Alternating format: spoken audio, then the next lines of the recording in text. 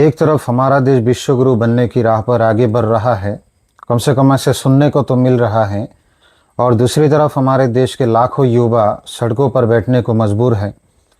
आज दिल्ली का जंतर मंतर सिर्फ एक प्रोटेस्ट साइट नहीं है, बल्कि हमारे एजुकेशन सिस्टम की नाकामी का सबसे बड़ा सबूत बन चुका है। सोनम वांगचुक, जो हमेशा लद्दाख की आवाज़ उठाते रहे हैं, आज वो अनिश्चितकालीन भूख हड़ताल पर हैं। 10 दिन हो गए हैं, वज़न भी कम हो गया है। मुद्दा क्या है?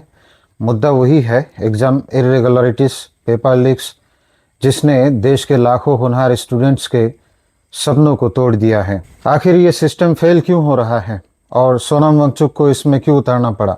पिछले कुछ महीनों में देश में एक के बाद एक बड़े नेशनल और स्टेट लेवल एग्ज़ाम्स में धांधली की खबरें सामने आई हैं। चाहे वो मेडिकल एंट्रेंस एग्जाम नीट हो या फिर टीचिंग एलिजिबिलिटी टेस्ट, लाखों बच्चे सालों तक दिन रात एक करके पढ़ाई करते हैं।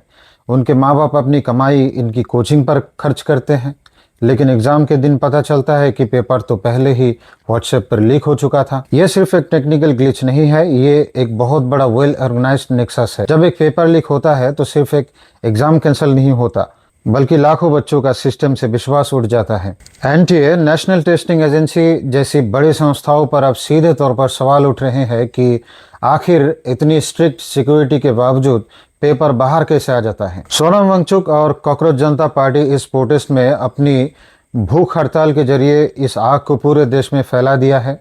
उनकी मांग बिल्कुल साफ है, एजुकेशन मिनिस्टर का इस्तीफा और इन सभी पेपर लीक्स की एक निष्पक्ष सुप्रीम कोर्ट मॉनिटर्ड जांच। सवाल ये उठता है कि एक एनवायरमेंटलिस्ट और इनोवेटर को एजुकेशन सिस्टम के भ्रष्टाचार के खिलाफ भूख हड़ताल पर क्यों बैठना पड़ा? क्योंकि बात सिर्फ एक एग्जाम की नहीं, बात अब देश के फ्यूचर की है। उनका मानना है कि अगर देश को चलाने वाले फ्यूचर डॉक्टर्स, इंजीनियर्स और टीचर्स धांधली करके आएंगे तो देश का इंफ्रास्ट्रक्चर और हेल्थ सिस्टम कैसे बचेगा? अगर हम इसको ध्यान से एनालाइज करें तो ये एक सिस्टमेटिक फेलियर है। हर बार एक लीक होता है, कमेटी बनती है, कुछ लोगों को अरेस्ट किया जाता है और फिर कुछ महीनों बाद वही कहानी दोहराई जाती है। असली नुकसान सिर्फ और सिर्फ एक आम स्टूडेंट का हो रहा है, जो आज लाइब्रेरी में पढ़ने के बजाय जंतर मंतर पर धरना दे रहा है। किसी भी देश की सबसे बड़ी ताकत उसकी यूथ होती है। अगर हमारा सिस्टम उन्हें फेयर चांस नहीं दे सकता तो हम किस डेमोग्राफिक डिविडेंड की बात कर रहे हैं?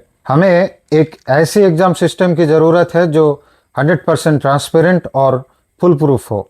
आपका इस बारे में क्या सोचना है? क्या एजुकेशन मिनिस्टर का इस्तीफा इस प्रॉब्लम का सोल्यूशन है?